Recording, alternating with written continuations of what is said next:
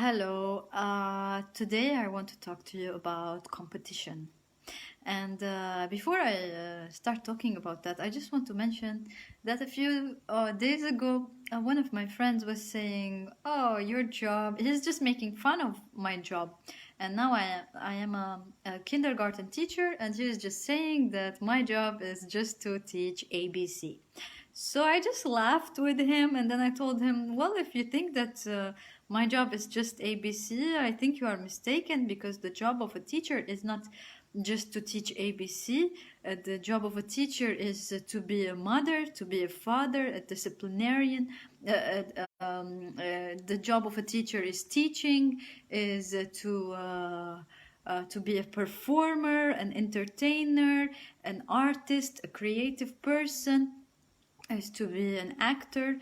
It's different things that a teacher has to do. And one of the difficulties I find in teaching is that I have to teach in a way that not to instill in my students' brains the idea that made me suffer in my own life. For example, the idea of competition and that there is a lack in the world. So let me tell you about one of the games that came to my attention when I was watching a documentary about a week ago. And that game is the musical chairs. I'm sure everybody has played this game at least once in their lives, where there are a number of chairs, and the players have to go around the chairs when the music is playing, and when the music stops, the players have to sit on the chairs, and the chairs are one less than the number of the players. So normally one player will have to be left out.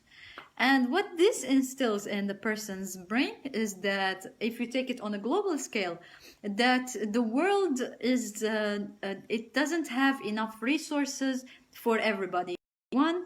A person will be left out, and if you are not focused all the time, or if you are not pushing your friend to sit on the chair, or if you are not playing very seriously, you will be left out, and there will not be enough resources for you.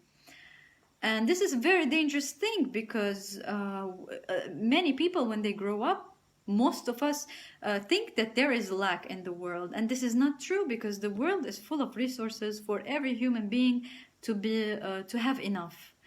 And we grow up, and then adults do this competition all the time, that if you have the same business as someone else, there should be competition all the time between you two, or we are competing for a bigger status, or for a certain bank money amount in your bank, etc. And this is showing the universe that we expect some lack, and the universe for sure will tell us, yes, you expect lack, and you will get what you expect.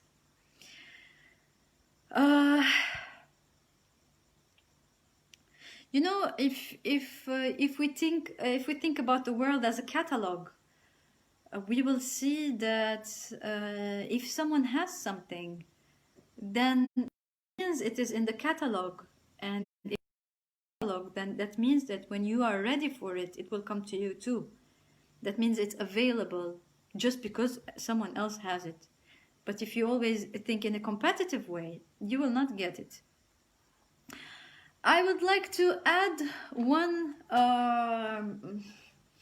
quote by Plato, which says, you can discover more about a person in an hour of play than in a year of conversation. And I would just like to finish this video with my personal experience playing this musical chairs. I must have been about 7 or 8 years old, and I was playing this musical chairs game at the school. And I was left for the last, me and one of my friends in the class, And so we were the last ones, and it was the final round, and me and her had to turn around the one chair that was left. And when we were turning and the music started, so my friend, she slips and she falls down. And me, instead of sitting down on that chair, I just stand there frozen in shock, because for me it was more important for me to see if she was okay than to sit there and very not unfair way, because she felt it was I did not take advantage of the situation of her falling down and sit on the chair and win the game, but I was frozen in shock and looking at her just to see if she was okay.